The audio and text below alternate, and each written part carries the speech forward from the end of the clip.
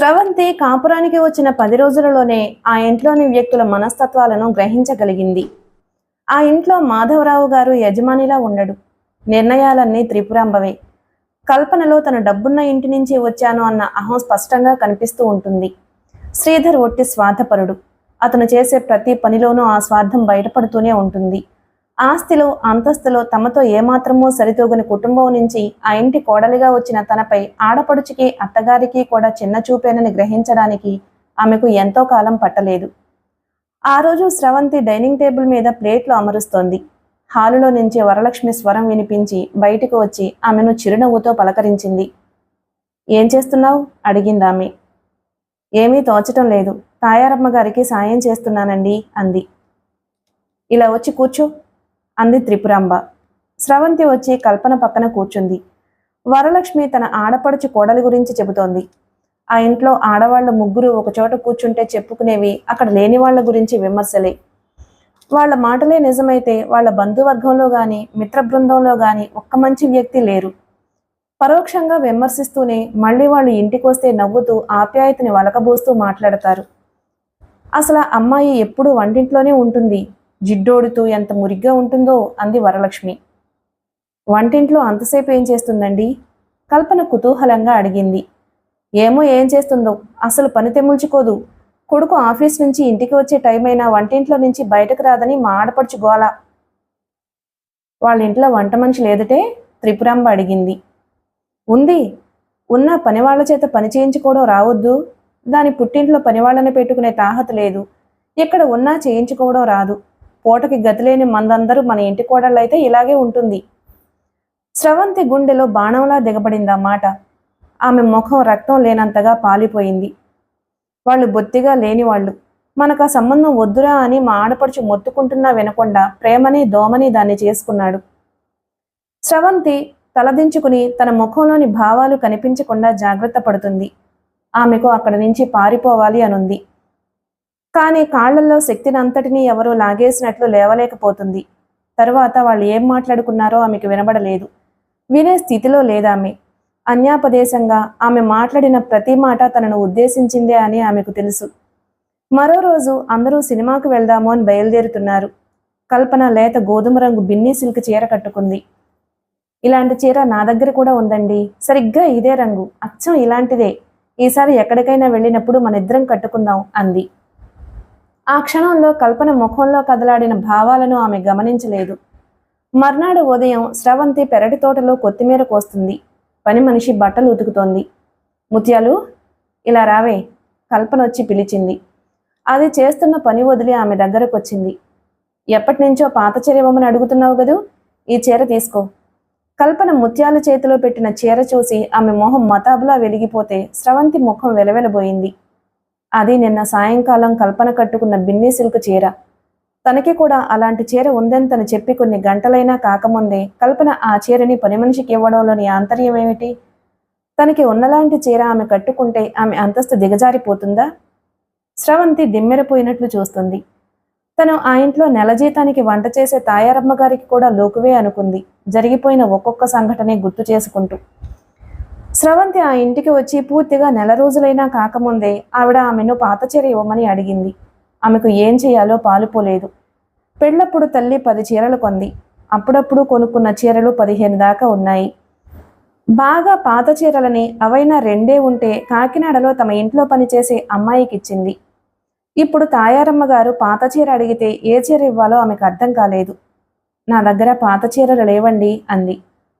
పోనీలేండి అందావిడ ముఖం మార్చుకుని. తరువాత కల్పనతో అంది స్రవంతి. తాయారమ్మ గారు పాత చీర ఇవ్వమని నన్ను అడిగింది. నా దగ్గర నిజంగా లేవు, అందుకే లేవని చెప్పేశాను కల్పన. నిన్ను పాత చీర అడిగిందా? బుద్ధి లేకపోతే సరి అన్న కల్పన మరో గంట తరువాత ఆవిడ్ని గదిలోకి పిలిచి 2 చీరలు ఇవ్వడం చూసి స్రవంతి నోట మాట రానట్లయింది. కల్పనమ్మ మనసు వెన్న, చెయ్యి భారీ.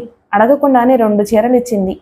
ఆ రోజంతా తాయారమ్మ గారు ఆమెను పొగుడుతూనే ఉంది.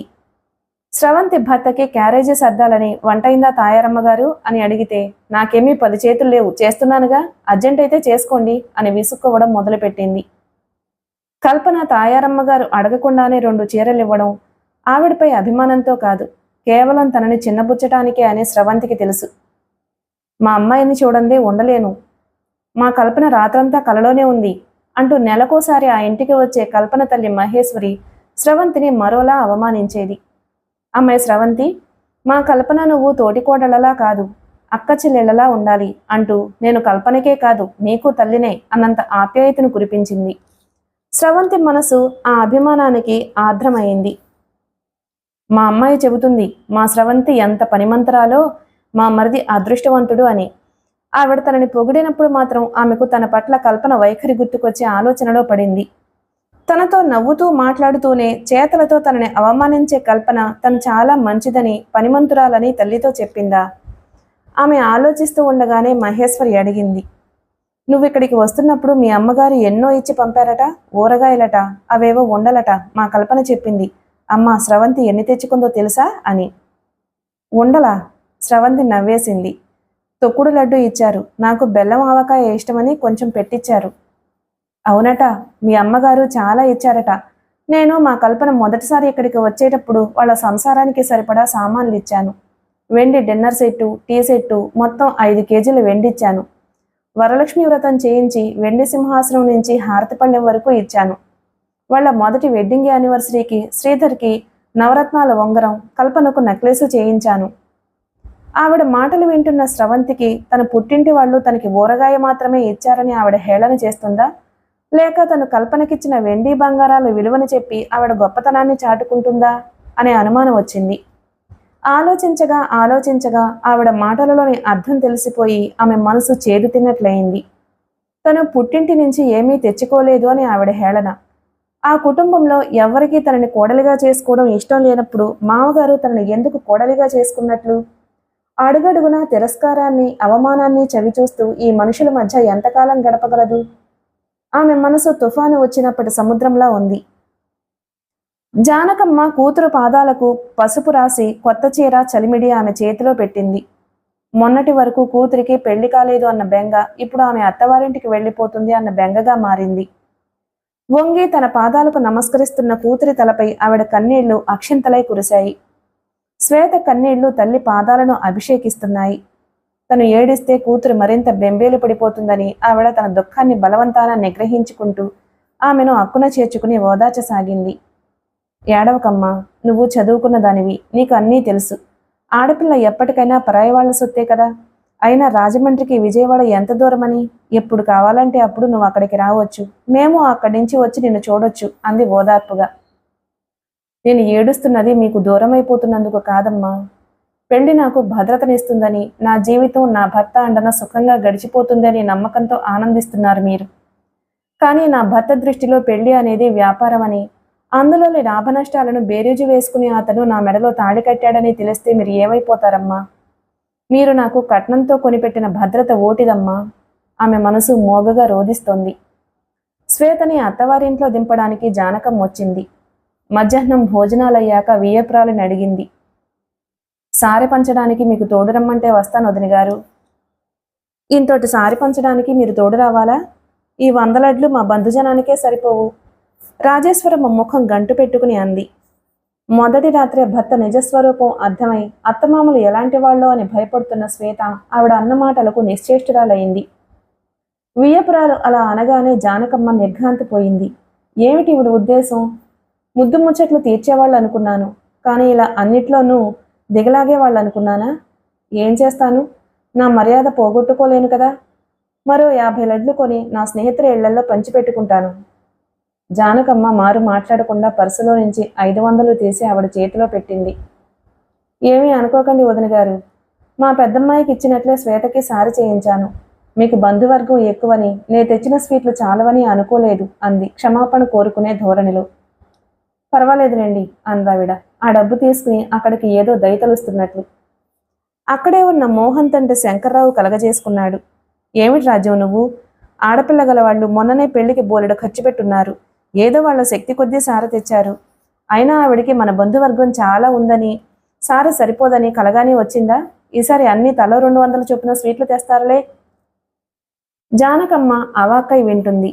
భార్యని మందలిస్తున్నట్లు ఇటు, తనకు పరోక్షంగా మరోసారి సార ఇచ్చేటప్పుడు రెట్టింపు స్వీట్లు తెమ్మని చెబుతున్నట్లు ఆయన చాతుర్యానికి ఆవిడ మనసులోనైనా అభినందించకుండా ఉండలేకపోయింది. ఇంత దురాశాపరులైన అత్తమామల మధ్య ఈ ఇంట్లో కూతురి కాపురం సజావుగా సాగుతుందా? ఆవిడ కళ్ళు చెమ్మగిల్లాయి. శ్వేత ఆదుర్దాగా తల్లివైపు చూసింది. ఆవిడ బలవంతాన ముఖాన నవ్వు పులుముకుని మామూలుగా ఉండడానికి ప్రయత్నించింది. ఆ సాయంకాలమే జానకమ్మ ప్రయాణమైంది. రాజేశ్వరమ్మ మాట వరుసకి అంటున్నట్లు అంది, మరి 4 రోజులుండి వెళ్ళండి. లేదండి, మా వారికి వంట బొత్తిగా చేత కాదు. మా పెద్దమ్మాయి రేపు వెళ్ళిపోతుంది అందావిడ. వెళ్తున్న తల్లితో రహస్యంగా చెప్పింది శ్వేత. ఇక్కడ విషయాలన్నీ నాన్నగారికి చెప్పకమ్మా. జానకమ్మకి పుట్టెడు దుఃఖం ముంచుకొచ్చింది. అనారోగ్యంతో ఉన్న తండ్రి ఈ విషయాలు తెలిసి ఎక్కడ బెంగపడతాడో అని ఆదుర్దాపడుతున్న కూతుర్ని చూసి చెప్పనమ్మా అంది మాటిస్తున్నట్లు. తల్లి ఊరికి వెళ్ళాక అత్తగారు తను సారితో తెచ్చిన స్వీట్లు స్వీట్ షాప్కి పంపి అమ్మించడం చూసి శ్వేత నిర్ఘాంతపోయింది. అత్తగారి కక్కుర్తికి అసహ్యం వేసింది. స్వీట్లో అమ్మగా వచ్చిన డబ్బుని చేతిలో పట్టుకుని శ్వేతను పిలిచింది ఆవిడ. అమ్మా శ్వేత, నేను ఒక మాట చెబుతాను, ఏమీ అనుకోవుగా? చెప్పండి అత్తయ్య, మామూలుగా ఉండడానికి ప్రయత్నిస్తూ అంది శ్వేత. పెళ్ళైన కొత్తలోనే నీ అవసరాలకి భర్త ముందు చేయి చేస్తే అతనికి లోకువైపోతావు. నీకేదైనా అవసరమైతే నన్ను అడగడానికి మొహమాట పడతావేమో. అందుకే ఈ డబ్బు నువ్వు తీసుకో. ఆవిడ డబ్బందించబోయింది. శ్వేత మనసు అభిమానంతో కూడిన ఆర్ద్రతతో స్పందించింది. ఆమె కళ్ళల్లో నీళ్లూరుతున్నాయి. ఒక్క చిన్న సంఘటనతో మనుషుల్ని అంచనా వేయటం ఎంత తప్పో ఆమెకు అనుభవపూర్వకంగా తెలిసింది. తల్లి తెచ్చిన స్వీట్లమ్మిన అత్తగారిది కక్కుర్తి బుద్ధి అనుకుంది. కానీ ఆ డబ్బు తన అవసరాలకు వాడుకోమని భర్త ముందు చేయి చాపవద్దని చెబుతున్న ఈవిడ దేవత. ఆమె అభిమానంగా అత్తగారి వైపు చూస్తూ అంది, వద్దు అత్తయ్య గారు, నా దగ్గర డబ్బుంది. మా నాన్నగారు నేను ఇక్కడికి వచ్చేటప్పుడు 1000 రూపాయలు ఇచ్చారు. ఇచ్చారా? సరేనమ్మా, కానీ ఎప్పుడైనా నీకు డబ్బు అవసరమైతే నన్ను అడగడానికి సంకోచించకు. ఈ డబ్బు నీదే అందావిడ బీరువాలో ఆ డబ్బు పెడుతూ. సాయంకాలం 6 గంటలైంది. మోహన్ తమ్ముడు ప్రకాష్ ఇంటికొచ్చాడు. ఆఫీస్ నుంచి మోహన్ మాత్రం రాలేదు. శ్వేత తనకు తెలియకుండానే అతని కోసం ఎదురు చూస్తుంది. రాత్రి 8 గంటలకు ఇంటికొచ్చాడు. ముందు గదిలో కుర్చీలో కూర్చున్న శ్వేత వైపు చూడకుండా సరాసరి వంటగదిలోకి వెళ్ళిపోయాడు. అతను తల్లితో మాట్లాడడం అస్పష్టంగా వినిపిస్తుంది ఆమెకు. శ్వేత చిన్నబుచ్చుకున్న మనసుతో ఆలోచిస్తుంది.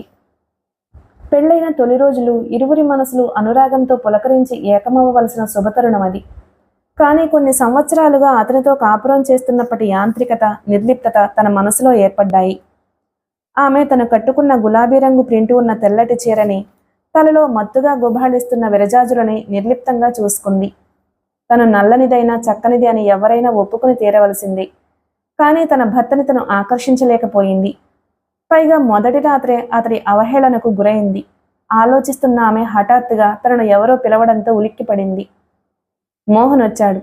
అతన్ని చూడగానే ఆమె అప్రయత్నంగానే లేచి నిలబడింది. రా, భోజనం చేద్దాం. అతని స్వరంలోని ఆప్యాయతకి, అనురాగానికి ఆమె మనసు తనకు తెలియకుండానే వశం తప్పుతోంది. ఇవాళ ఆఫీస్ నుంచి ఆలస్యంగా వచ్చారనుకుంటానే, ఏదో ఒకటి మాట్లాడాలి కదా అన్నట్లు అడిగింది. అవును, ఆఫీసులో కొంచెం వర్క్ ఎక్కువగా ఉంది అన్నాడతను. వంటగదిలో అత్తగారు కంచాలలో వడ్డించి ఎదురు చూస్తుంది. కొత్త దంపతులు, మీ ఇద్దరి మధ్య నేనెందుకమ్మా, మీరే పెట్టుకోండి అని అవతలకు వెళ్ళిపోయింది. మోహన్ నెయ్యి వడ్డిస్తూ అడిగాడు, మీ అమ్మగారు వెళ్ళిపోయారట, 4 రోజులుండి వెళ్ళొచ్చు కదా. మా నాన్నగారి భోజనానికి ఇబ్బందని అతను ఏవో కబుర్లు చెబుతున్నాడు. శ్వేతకు ఆశ్చర్యంగా ఉంది. మొదటి రాత్రి తరువాత ఇదే అతను తనతో మాట్లాడడం. ఆ రాత్రి నిస్సిగ్గుగా, నిష్కర్షగా, నిర్మోహమాటంగా మాట్లాడింది ఇతనేనా? ఇతనిలో మరో మనుషున్నాడా? ఆమె వెడల్పైన కళ్ళతో అతన్నే చూస్తుంది. ఏమిటి అలా చూస్తున్నావు? అన్నం తిను అన్నాడు చిరునవ్వుతో. ఇద్దరి భోజనాలు పూర్తయ్యాయి. శ్వేత గిన్నెలు సర్దుతుంటే రాజేశ్వరం వచ్చింది. అవన్నీ నేను చూస్తాను, వెళ్ళి కబుర్లు చెప్పుకోండి. పర్వాలేదు అత్తయ్య అంది పనిచేస్తూనే. ఇలాగీ తెల్లవారితే చాలు, వాడు ఆఫీస్కి వెళ్ళాలి అని ఉరుకులు పరుగులు మొదలు పెడతాడు. మళ్ళీ రాత్రికే ఇల్లు చేరేది. శ్వేత సంకోచంగానే గదిలోకి వెళ్ళింది. అప్పటికే మంచం మీద పడుకుని ఉన్న మోహన్ లేచి కూర్చుంటూ అన్నాడు, రా. అతని పెదవులపై చిరునవ్వు. శ్వేత గది మధ్యలోనే ఆగిపోయింది. ఈ ఆహ్వానం ఆ రాత్రి ఉంటే తన మనసులో ఈ అగాధం ఉండేదా? అతను ఆమె దగ్గరకొచ్చి చెయ్యి పట్టుకుని తన పక్కనే కూర్చోపెట్టుకున్నాడు. ఆమె చేతి గాజులని సవరిస్తూ అడిగాడు, నీకు మా ఇల్లు, ఈ వాతావరణం నచ్చాయా? ఆమెకి అతని స్వరంలోని ప్రేమ, లాలన కొత్తగా ఉన్నాయి. కొత్త వ్యక్తిని చూస్తున్నట్టు చూస్తోంది అతన్ని. మా అమ్మ అని గొప్ప చెప్పుకోవడం కాదు గాని చాలా మంచిది. ఆవిడ మాట కటువుగా ఉంటుంది తప్ప మనసు చాలా మంచిది. నిజమే అందామె చిరునవ్వుతో. ఆ మాటలని అతని అభిప్రాయాన్ని బలపరచడానికో ముఖస్థుతి కోసమో అనలేదు. అనుభవపూర్వకంగా తెలుసుకున్న నిజాన్ని అంగీకరించింది. అతను ఆమెను దగ్గరకు తీసుకున్నాడు. శ్వేత ముఖం అతని మెడవంపులో ఆనింది. తండ్రి తమను పెంచడానికి ఎంత కష్టపడింది. ఆయన పడే కష్టం చూడలేక తను ఇంకా చదువుకోవాలన్న కోరికను చంపుకుని ఉద్యోగ ప్రయత్నాలు చేయటం, తన దురదృష్టం కొద్దీ గవర్నమెంట్ ఉద్యోగం దొరకక ప్రైవేటు కంపెనీలో చేరడం, అవన్నీ ఒక కథలా చెప్పుకొచ్చాడు అతను.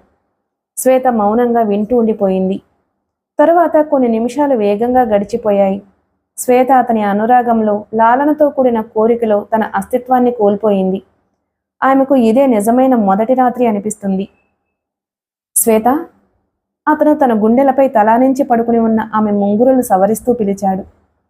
కళ్ళు తెరిస్తే ఈ సుందర స్వప్నం కరిగిపోతుందేమో అని ఆమె కళ్ళు తెరవకుండానే అంది.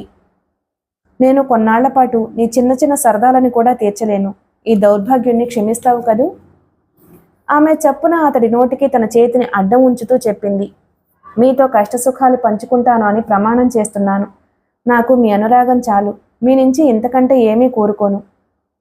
అతను క్షణం మాట్లాడలేదు. తర్వాత అన్నాడు, నిన్ను ఎలా అడగాలో అర్థం కావడం లేదు. అసలు నాకు నోరే రావడం లేదు. అతని స్వరం దీనంగా ఉంది. నాకు ఈ నెల జీతం ఇంకా అందలేదు. ఇదివరకు 3 గదుల్లో సర్దుకునే వాళ్ళం. ఇప్పుడు మన కోసం ఒక గది ఎక్స్ట్రాగా తీసుకోక తప్పలేదు. అంటే మరి 500 అద్దె పెరిగింది. కరెంటు ఛార్జీలు పెరిగాయి. నిత్యావసర వస్తువుల ధరలు పెరిగాయి. నాన్నగారి పెన్షను, నా జీతంతో మనం 5గురం ఈ నగరంలో బ్రతకాలి. పోయిన నెల అద్దె ఇంకా ఇవ్వలేదు. నీ దగ్గర డబ్బేమైనా ఉంటే. శ్వేత మనసు కరిగిపోయింది. నా దగ్గర 1000 రూపాయలున్నాయి. సరిపోతాయా? ఎంతో కొంత. ముందు నన్ను ఆపద నుంచి గట్టెక్కించు. శ్వేత లేచి లైట్ వేసి తన పెట్టెలో నుంచి డబ్బు తీసి అతనికిచ్చింది. థ్యాంక్ యూ అన్నాడు అతను. శ్వేత అతని పక్కనే కూర్చుంది. అతను డబ్బు తలగడ కింద పెట్టుకుంటూ అన్నాడు, నాకు నిద్రొస్తుంది, పడుకుంటాను. పొద్దున్నే ఆఫీస్కి పరుగు పెట్టాలి. శ్వేత లైట్ ఆర్పి వచ్చి అతని పక్కనే పడుకుంది. ఈ మంచం ఇద్దరికి సరిపోదు. నువ్వు చాపేసుకుని కింద పడుకో. కొన్ని నిమిషాల కిందట తమిద్దరికీ సరిపోయిన మంచం ఇప్పుడు సరిపోకపోవడం ఏమిటో ఆమెకు అర్థం కాలేదు. చాప కోసం చూసింది. గదిలో కనిపించలేదు. చాప అమ్మగదిలో ఉంది చెప్పాడతను. చెదిరిన జుట్టు, నలిగిన పువ్వులతో బయటకు వెళ్లడం ఇష్టం లేని ఆమె దిండు నేల మీద వేసుకుని పడుకుంది. ఆమె చెవులలో కొద్ది నిమిషాల కిందట అనురాగం నిండిన భర్త స్వరమే ప్రతిధ్వనిస్తోంది. అతను తనపై కనబరిచిన ప్రేమ నిజమా, నటనా? మొదటి రాత్రికి ఈ రాత్రికి అతని ప్రవర్తనలో భేదం అతడిలోని ఆత్మవిమర్శ వల్ల వచ్చిందా, లేక అవసరంలో నుంచి పుట్టుకొచ్చిందా? మొదటి రాత్రి మీ నాన్నగారు మన సంసారానికి నెలకి ఓ 3000 సర్దగలరా అని అడిగిన ఇతను ఈ రాత్రి తనని డబ్బడిగాడు. అతను తన దగ్గర డబ్బుందని ఊహించి అడిగాడా, లేక తన దగ్గర డబ్బుంది అని నిర్ధారణగా తెలిసి అడిగాడా? ఆలోచిస్తున్న ఆమెకు అత్తగారితో తన సంభాషణ గుర్తుకొచ్చింది. ఆఫీస్ నుంచి ఇంటికి వచ్చిన భర్త ముందు గదిలో ఉన్న తనను కనీసం కన్నెత్తైనా చూడకుండా సరాసరి లోపలికి వెళ్లడం గుర్తుకొచ్చింది. అత్తగారు తన దగ్గర డబ్బుందని చెప్పుంటుందా? అందుకే అతనికి తన మీద ప్రేమ పుట్టుకొచ్చిందా? ఆలోచిస్తున్న శ్వేతకి వెన్నుముకలో నుంచి చలి పుట్టుకొచ్చింది. ఇది అని చెప్పలేని భయం ఆమె మనసంతా ఆక్రమించింది. పోర్టికోలో ఆగిన కారులో నుంచి పెద్ద జరి అంచు ఉన్న గద్వాల్ చీర ధరించి దిగిన వియ్యపురాలని అట్టహాసంగా ఆహ్వానించింది త్రిపురాంబ. రెండోదిని గారు, ఏమిటి ఫోన్ చేయకుండా హఠాత్తుగా ఊడిపడ్డారు? కల్పన, మీ అమ్మగారు వచ్చారు అరిచినట్లుగా చెప్పింది. లోపల ఏదో పనిలో ఉన్న కల్పన పరిగెత్తినట్లే వచ్చింది. తల్లిని చూడగానే ఆమె కళ్ళు మెరిశాయి. నాన్నగారు వచ్చారమ్మా అని అడిగింది ఆపేక్షగా తల్లి చేతిని అందుకుంటూ. లేదమ్మా, నేను ఒక్కతినే వచ్చాను. రాత్రంతా కలలో నువ్వే కనిపించావు, అందుకని నిన్ను చూడాలనిపించి వచ్చాను అందావిడ. తాయారమ్మగారు, మంచినీళ్లు తీసుకురండి ఆదేశించింది త్రిపురాంబ. మంచినీళ్లు తాగి స్థిమితంగా సోఫాలో కూర్చుంది మహేశ్వరి. కల్పన తల్లి కోసం కాఫీ కలపడానికి వంటగదిలోకి వెళ్ళింది. వియ్యపురాలకి ఎదురుగా కూర్చున్న త్రిపురాంబ కళ్ళు ఆవిడని నిశితంగా గమనిస్తున్నాయి. ఆవిడ చెవులకు ఉన్న ముత్యాల దిద్దులను చూస్తూ, డైమండ్ దిద్దులు ఏమయ్యాయి, పెట్టుకోలేదే ఆరాగా అడిగింది. బ్యాంకు లాకర్లో పెట్టేశాను. మీ అన్నయ్య గారు ఇంటి పట్టునుండరు, లంకంత కొంపలో నేనొక్కదాన్నే ఉండాలి, దొంగల భయం చెప్పింది మహేశ్వరి. మీ అబ్బాయి కోడలు కులాసాగా ఉన్నారా? అమెరికా నుంచి ఇప్పట్లో రారా? ఏమోనండి, వాళ్ళ ఇష్టం. అయినా అమెరికా వెళ్ళిన వాళ్ళు తిరిగి ఇక్కడికి వస్తారా? అక్కడ ఏం అయస్కాంతం ఉందో తెలియదు కానీ అక్కడే అతుక్కుపోతున్నారు. నిజమేలేండి, మీరు అన్నయ్య గారు వెళ్ళి సరదాగా అమెరికా అంతా చూసిరండి. మీ అన్నయ్య గారు ఎప్పుడు బిజినెస్ వ్యవహారాలతో తలమునకలవుతూ ఉంటారు, తీరికెక్కడిది?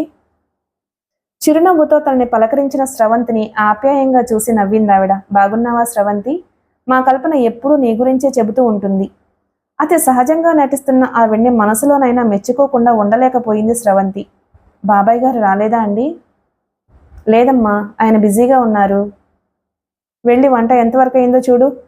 త్రిపురాంబ స్వరంలో అసహనం తొంగి చూసింది. అదే స్రవంతి మనసుని చివుక్కుమనేలా చేసింది. ఆమె లేచి వంటగదిలోకి నడిచింది. తాయారమ్మ గారు హల్వా తయారీలో ఉంది. వంట అయిపోయిందా అండి అని అడిగింది. స్వీట్ చేస్తే అయిపోయినట్లే అందావిడ. స్రవంతి డైనింగ్ టేబుల్ మీద కంచాలు పెడుతూ ఉండగా అక్కడికొచ్చింది త్రిపురాంబ. స్టీల్ కంచాలు తీసేయి, వియ్యాల వారు మన ఇంటికొస్తే వెండి కంచాలలో భోజనం పెట్టాలి అని తెలియదా అంది ముఖం చిట్లిస్తూ. నాకు తెలియదండి. స్రవంతి తప్పు చేసిన దానిలా తల వంచుకుంది. తెలియకపోతే తెలుసుకో అంది. ఆ స్వరం అధికారికంగా ఉంది. స్రవంతికి తల తీసేసినట్లయింది. అత్తగారికి తనపై ఉన్న అయిష్టతంతా ఆమె కళ్లల్లో, స్వరంలో ప్రతిఫలిస్తుంది. అది ఆమె మనసును కోస్తుంది. భోజనాలయ్యాక మహేశ్వరి కల్పన గదిలోకి వెళ్ళింది. ఆ వెనకే ఆ గది తలుపులు మూసుకుపోయాయి. చాలాసేపటి తర్వాత బయటకొచ్చిన కల్పన ముఖం మామూలుగా లేదు. నేను వెళ్ళొస్తాను వదినగారు అంది మహేశ్వరి. అదేమిటి, మీ అల్లుడొచ్చేదాకా ఉండరు? అయినా పొద్దుటే వచ్చి సాయంకాలం కాకుండానే వెళ్ళిపోవడం ఏమిటి? 4 రోజులు ఉండండి అంది త్రిపురాంబ. మరోసారి వస్తాను. వరలక్ష్మి వ్రతానికి కల్పనని మా ఊరికి పంపించండి. ఏం చేయించుకున్నారు? త్రిపురాంబ అడిగిన దానికి అర్థం కల్పనకి ఏం చేయిస్తున్నారు అని పరోక్షంగా అడగడమే అని తెలుసు. 6 కాసులు కొనుంచాను, గాజులు చేయిస్తాను. త్రిపురాంబ విప్పారిన ముఖంతో కల్పనను మురిపెంగా చూసింది. ఆమె ముఖం మామూలుగా లేకపోవడం గమనించి అంది. మీ అమ్మగారు వెళ్ళిపోతున్నారు అని బెంగ పెట్టుకున్నావా కల్పన? పోనీ ఆవిడతో వెళ్ళి మీ ఇంట్లో 4 రోజులుండిరా. కల్పన నవ్వి ఊరుకుంది. నేను అదే అంటున్నాను, వచ్చి 4 రోజులు ఉండమని అంది మహేశ్వరి. తర్వాత వస్తానులే అంది కల్పన. మహేశ్వరి ఎక్కిన కారు కదిలి ముందుకు సాగింది. కల్పన గది తలుపులు గడియ పెట్టుకుని మంచం మీద పడుకుంది. ఆమెకు అశాంతిగా ఉంది. తల్లి ఆవిడ గుండె బరువుని తీర్చుకుని తన తలపై కొండంత బరువు పెట్టి వెళ్ళింది. ఆవిడ చెప్పిన నిజాలను జీర్ణం చేసుకోలేకపోతుందామె. శ్రీధర్ ఇంటికి వచ్చేటప్పటికి కల్పన కటిక చీకట్లో పడుకుని ఉంది. వేళగాని వేళ పడుకుని ఉన్న భార్యని చూసి ఆదుర్దా ప్రకటించాడతను. ఏమైంది, ఒంట్లో బాగాలేదా? తన పక్కన కూర్చుని అడుగుతున్న భర్తను చుట్టేసి వెక్కి వెక్కి ఏడవడం మొదలుపెట్టింది. ఏమైంది? అతను ఎంత అడిగినా ఆమె చెప్పలేదు. నీ మనసులో బాధ ఏమిటో చెప్పందే నాకెలా తెలుస్తుంది చెప్పు. మా నాన్నగారికి బిజినెస్లో చాలా నష్టం వచ్చిందట. ఆమె వెక్కిళ్ల మధ్య చెప్పింది విని అతను నిర్విణ్ణుడయ్యాడు. ఉన్న డబ్బంతా అప్పులు తీర్చడానికే సరిపోయిందట. మా అమ్మ నగలన్నీ అమ్మేశారట. ఇల్లమ్మేసి చిన్న ఫ్లాట్ కొనుక్కుందాం అనుకుంటున్నారట. కారు అమ్మకానికి పెట్టారట. ఇవాళే మా అమ్మ కారులో చేస్తున్న ఆఖరి ప్రయాణం. కల్పన మళ్ళీ ఏడవసాగింది. శ్రీధర్ అసహాయంగా చూశాడు. ఏం చేస్తాం, వ్యాపారం అంటేనే అంత. లాభం వచ్చిందా కనకవర్షం, నష్టం వస్తే తేరుకోలేని దెబ్బ కొడుతుంది. ఈ విషయం మీ అమ్మగారికి తెలిస్తే నన్ను ఎంత చులకనగా చూస్తారు. అసలే డబ్బుకి హోదాకి ప్రాణం ఇచ్చే మనిషి. అవును, అయినా ఈ విషయాలన్నీ మా అమ్మకు తెలియవలసిన అవసరం ఏముంది? నేను చెప్పకపోయినా ఆవిడకి ఇవాళ కాకపోయినా రేపైనా తెలుస్తుందిగా. మా అమ్మ వాళ్ళు ఇక మీదట మనకి ఘనంగా కానుకలు ఇవ్వలేరుగా. ఏమిటి ఇచ్చేది? పెళ్ళయి 4 ఏళ్లు కావస్తుంది. నేను కొత్త పెళ్లి కొడుకునా? ప్రతి పండక్కి ఇచ్చేవాళ్ళు ఇప్పుడు హఠాత్తుగా ఇవ్వడం మానేస్తే ఎంత చులకన. స్రవంతిని చిన్నబుచ్చినట్లే నన్ను చిన్నబుచ్చుతారు. శ్రీధర్కి ఆమె ధోరణి చూస్తే తండ్రి ఆస్తిపోయినందుకు ఆమె బాధపడుతున్నట్టుగా లేదు. తనకి ఆయన కానుకలు ఇవ్వలేనందుకు అత్తగారు తనని చులకన చేస్తుందని బాధపడుతున్నట్లు అనిపిస్తోంది. తల్లి విషయం అతనికి తెలుసు. కల్పన పుట్టింటి నుంచి ఘనమైన కానుకలు తెచ్చుకుంటుంది కాబట్టి ఆమె అంటే ఆవిడకిష్టం. అతను తీవ్రంగా ఆలోచిస్తున్నాడు. ఈ సమస్యను తనే పరిష్కరించాలి. ఎలా? ఉదయం 8 గంటలకు శ్వేత ఇంట్లో చిన్న చిన్న పనులవి చేసి స్నానం చేసి పూజా మందిరం దగ్గర కూర్చుంది. కల్లోలిత సాగరంలో ఉన్న ఆమె మనసుని దైవం ముందు కూర్చోగానే ఏదో తెలియని ప్రశాంతత ఆవరించుకుంది. ఆమె అక్కడ ఉన్న వెండి కుందులలో నూనె వేసి ఒత్తులు వేసింది. దైవానికి నమస్కరించి దీపం వెలిగించబోయిన ఆమె అత్తగారి పిలుపుతో ఉలిక్కిపడి తల తిప్పింది. ఆ కుందులు మా పుట్టింటి వాళ్ళు నాకిచ్చినవి. నువ్వు దీపం వెలిగించుకోవాలి అంటే మీ అమ్మని అడిగి కుందులు తెచ్చుకో. ఆవిడ స్వరంలో శాసనం లేదు. మంచు కన్నా చల్లని భావం ఏదో ఉంది. అది ఆమెను పీటల మించి దిగ్గున లేచి నిలబడేలా చేసింది. స్నానం చేసి లోపలికి వస్తున్న మామగారు అన్నారు, పాపం, పూజ చేసుకుందామని కూర్చున్న పిల్లని లేపేశామేమిటి రాజ్యం? ఆ అమ్మాయికి అత్తవారింటికి మొదటిసారిగా వస్తున్నప్పుడే వెండి కుందులు తెచ్చుకోవాలి అని ఎలా తెలుస్తుంది పాపం? ఈసారి వెళ్ళినప్పుడు తెచ్చుకుంటుందిలే. ఈ రోజుకి పూజ చేసుకొని ఫోన్లే పూజ చేసుకోమ్మా అందావిడ దయతలుస్తున్నట్లు. శ్వేత మనసు తుఫాను వచ్చినప్పుడు సముద్రంలా ఉంది. ఆమెకు పూజ చేయబుద్ధి కాలేదు. పాలిష్డ్గా ఒక్కొక్క కోరికనే బయటపెడుతున్న అత్తగారు ఓదారుస్తున్నట్టు మాట్లాడుతూనే ఆవిడ కోరికలను బలపరుస్తున్న మామగారు. ఆమె యాంత్రికంగా అక్కడి నుంచి బయటకు రాబోయింది. రాజేశ్వరమ్మ పూజ చేసుకుంటుంది. కృష్ణా గోదావరి మధ్యప్రదేశ్. అమ్మాయి శ్వేత. ఏమిటత్తయ్యా? బెండకాయలు తరిగిపెట్టు. శ్వేత నిర్లిప్తంగా ఆవిడ్ని ఓసారి చూసి కత్తిపేట తెచ్చి బెండకాయలు తరగడం మొదలుపెట్టింది. సమస్త దేవతా ప్రీత్యర్థం మరి అంత చిన్న చిన్న ముక్కలు తరగకు, కూర ముద్దైపోతుంది. ఆవిడ నోరు మంత్రాలు ఉచ్చరిస్తుంది. కళ్ళు మాత్రం శ్వేతపైనే ఉన్నాయి. ఆవిడ్ని చూస్తే శ్వేతకి నవ్వు వచ్చింది. మోహన్ వంటగదిలోకి వచ్చాడు. అమ్మ అన్నం పెట్టు, నేను ఇవాళ త్వరగా వెళ్ళాలి. వస్తున్నా అమ్మ కనకదుర్గ, చల్లగా చూడు తల్లి. ఆవిడ నమస్కరించి యువతలకొచ్చి కంచం పెట్టింది. అప్పటికి శ్వేత కూర వేయించడం అయిపోయింది. ఆమె కూరగిన్నె తెచ్చి అన్నం గిన్నె పక్కనే పెట్టింది. కొడుక్కి అన్నం వడ్డించి అతను తింటుంటే విసనకర్రతో విసురుతూ అంది, రద్దీగా ఉన్న సిటీ బస్సులలో ఆఫీస్కి వెళ్ళడానికి ఎంత అవస్థ పడుతున్నావురా? ఒక స్కూటర్ కొనుక్కోవచ్చుగా. ఏం పెట్టి కొనుక్కోమంటావు? అదేమిట్రా అలాగంటావు? నీకేమి లోటని? పెళ్లిలో అలకపాన్పు మీద స్కూటర్ కావాలి అని అడిగితే మీ మామగారు ఇవ్వలేకపోయేవాడట్రా. అసలు ఆ మాటకొస్తే ఇప్పుడు అడిగితే మాత్రం ఇవ్వడా? శ్వేత చేతుల్లోని గరిటె జారి కింద పడింది. స్కూటరా? ఆమె గుండె వేగంగా కొట్టుకుంటోంది. భర్త ఏం సమాధానం చెబుతాడో అని ఆమె ఆత్రంగా ఎదురు చూస్తుంది. ఆషాఢం వస్తుందిగా, ఆషాఢపట్టిగా స్కూటర్ ఇవ్వమందాం. శ్వేత ముఖం వెలవెలబోయింది. తను అక్కడ ఉండగానే తన తండ్రి నుంచి ఇంకా ఏ కానుకలు గుంజాలా, ఏ రకంగా గుంజాలా అని మంతనాలు చేస్తున్న ఆ తల్లి కొడుకుల్ని ఆమె నమ్మలేనట్లు చూస్తుంది. నిజమేం రోయ్, ఆ మాటే మర్చిపోయాను, ఆవిడ అభినందనగా అంది. శ్వేత కళ్లల్లో నిండుతున్న నీటికి పరిసరాలు అలుక్కుపోయినట్లు కనిపిస్తున్నాయి. ఆమె గదిలోకి వెళ్ళిపోయింది. పెళ్ళయ్యే పట్టుమని 10 రోజులు కూడా కాలేదు. తను కాపురానికి వచ్చి 2 రోజులు పూర్తి కాలేదు. అత్తమామల నిజస్వరూపాలు బయటపడిపోయినందుకు ఆమెకు ఆశ్చర్యంగా ఉంది. అంతకు మించి బాధగా ఉంది. క్రిందటి రోజు అత్తగారు పెళ్లైన కొత్తలోనే నీ అవసరాలకు భర్త ముందు చేయి చాపకు అని తల్లి తెచ్చిన స్వీట్లో అమ్మిన డబ్బు తనకి ఇవ్వబోవడం కేవలం తన దగ్గర డబ్బు ఉందో లేదో తెలుసుకోవడం కోసమే. ఆవిడ కనపరిచిన మంచితనం నటన అని తెలుసుకోలేని తన దగ్గర 1000 రూపాయలున్నాయి అని చెప్పింది. ఆ డబ్బు తన దగ్గరున్న విషయాన్ని తల్లి ద్వారా తెలుసుకున్న అతను తన దగ్గర నుంచి ఆ డబ్బు తీసుకోవడం కోసమే తనపై ఇష్టాన్ని ప్రేమని నటించాడు. శ్వేత తల తిరిగిపోతూ ఉండగా మంచం మీద కూలబడింది. మోహన్ గదిలోకి వచ్చి షర్టు వేసుకున్నాడు.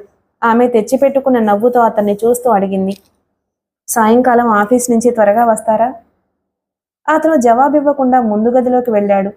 రాజేశ్వరమ్మ వీధి గడప దగ్గర నిలబడి ఉంది. అతను భార్య వైపు చూడకుండా తల్లితో చెప్పాడు, ఆఫీస్కి వెళ్ళొస్తానమ్మా. మంచిది నాయనా అందావిడ. శ్వేత మనసు ఆశాభంగంతో గాయపడింది. హాయ్ అమ్మమ్మా. వర్ష వస్తూనే త్రిపురంబని కౌగలించుకుంది. కళ్ళు కాయలు కాసాయే తల్లి, ఎన్నాళ్ళయింది నిన్ను చూసి? ఎంత చిక్కిపోయావేమిటమ్మా? ఆవిడ మనవరాలి బుగ్గలు పుణికి ముద్దు పెట్టుకుంటూ అంది. నా వయసు అమ్మాయిలు లావుగా ఉంటే ఏం బాగుంటుందమ్మమ్మా? మా కాలేజీలో లావుగా ఉన్న అమ్మాయిలకి అబ్బాయిలు రకరకాల పేర్లు పెట్టి ఏడిపిస్తారు తెలుసా? నిన్ను ఏడిపిస్తారేమిటే? ఏడిపించరు గాని వాళ్లతో ఫ్రెండ్షిప్ చేయనని ఏడుస్తారు. నిజమే? ఆశ్చర్యంగా అడిగింది త్రిపురాంబ. నిజమమ్మమ్మా, నా క్లాస్మేట్ ఒక అబ్బాయి నా కోసం చావడానికి సిద్ధమయ్యాడు తెలుసా? ఏమిటి? వర్ష చెప్పసాగింది. కిషోర్ అని మన ఆంధ్ర అబ్బాయే. ఏదో క్లాస్మేట్ కదా అని 4 సార్లు మాట్లాడాను అంతే. నేను వాణ్ణి ప్రేమిస్తున్నాను అనుకుని తెగ రెచ్చిపోయాడు. నాకు వాణ్ణి కాస్త ఏడిపించబుద్దేసింది. ఐ లవ్ యూ అన్నాను ఓసారి, అంతే. గురుడు గాల్లో తేలిపోయాడు. నా చుట్టూ తిరగడం మొదలుపెట్టాడు. ఫ్లవర్ బొకేలు, గిఫ్ట్లు, గ్రీటింగ్ కార్డ్స్, తెగ డబ్బు తగలేశాడు. పరీక్షలు మొదలవబోతూ ఉండగా అడిగాడు, నీ ఫ్యూచర్ ప్లాన్ ఏమిటి వర్ష? మనం ఎప్పుడు పెళ్లి చేసుకుందామని. పెళ్ళా? నిన్న అద్దంలో నీ మొహం ఎప్పుడైనా చూసుకున్నావా అని అడిగాను. నేనిచ్చిన షాక్తో నిద్ర మాత్రలు మింగాడు. చచ్చిపోయాడా? లేదులే, సమయానికి వాడి ఫ్రెండ్స్ చూసి హాస్పిటల్లో పడేశారు గనక బతికిపోయాడు. వర్ష నవ్వుతోంది. అసలు వాడికి నా కాళ్ళ దగ్గర నిలబడే తాహత కూడా లేదమ్మమ్మా. వాళ్ళ నాన్న బ్యాంకులో గుమస్తా అట. వీడేదో తనని ఉద్ధరిస్తాడు అని అప్పు చేసి మరీ వీడిని చదివిస్తున్నాడట. జీతం రాళ్లతో బతికే ఒక గుమస్తా కొడుకు కనీసం ఒక స్కూటర్ అయినా మెయింటైన్ చేయలేని వాడికి నన్ను పెళ్లి చేసుకోవాలని ఆశ. నేను పెళ్లి చేసుకోను అని చెప్పినప్పుడు వాడి మోహం చూడాలి. వర్ష నవ్వుతుంటే అదేదో పెద్ద జోక్ అన్నట్లు త్రిపురాంబ, కల్పన, వరలక్ష్మి కూడా నవ్వడం స్రవంతిని ఆశ్చర్యపరిచింది. ఒక అమాయకుడైన యువకుడు అహంకారి అయిన ఆడపిల్లను ప్రేమించి ఆమె కూడా తనని ప్రేమిస్తుంది అని భ్రమపడి ఆమె తనను ప్రేమించడం లేదని తెలుసుకుని విరక్తితో ఆత్మహత్య చేసుకోబోవడం వీళ్ళకి జోక్లా ఉందా? నీకేం తక్కువ? ఇంజనీరింగ్ చదివిన అమ్మాయివి, మీ నాన్న ఆస్తికి ఒకగానొక వారసురాలివి. ఏ రాజకుమారుడు నిన్ను వెతుక్కుంటూ వస్తాడు అంది త్రిపురాంబ మురిపెంగా మనవరాల్ని చూస్తూ. కాఫీ కప్పులున్న ట్రేని టీపై మీద పెడుతున్న స్రవంతిని చూసి ఎవరన్నట్లు కళ్ళెగరేసింది వర్ష తల్లివైపు చూస్తూ. రవి భార్య స్రవంతి, చెప్పింది వరలక్ష్మి. ఓ, నువ్వేనా స్రవంతివి? మా రవి మావయ్య నిన్ను ఏరి కోరి పెళ్లి చేసుకున్నాడంటే దేవకన్యలాగానో ఉంటావు అనుకున్నాను. యావరేజ్గా ఉన్నావు అంది ఆమెను నకసిక పర్యంతము పరీక్షగా చూస్తూ. రూపురేఖల్లోనే కాదు, అహంలో, గర్వంలో కూడా ముమ్మూర్తులా తల్లి పోలికలతో ఉన్న వర్షని ఓసారి నిర్లిప్తంగా చూసి లోపలకు వెళ్ళిపోయింది స్రవంతి. మావయ్య ఈ అమ్మాయిని చేసుకుంటానంటే మాత్రం నువ్వెలా ఒప్పుకున్నావే అమ్మమ్మ అని వర్ష అడగడం, సమాధానంగా త్రిపురంబ నుదుటి తాతను ఎవరు తప్పించగలరమ్మా అని నిట్టూర్చడం వినిపించింది ఆమెకు.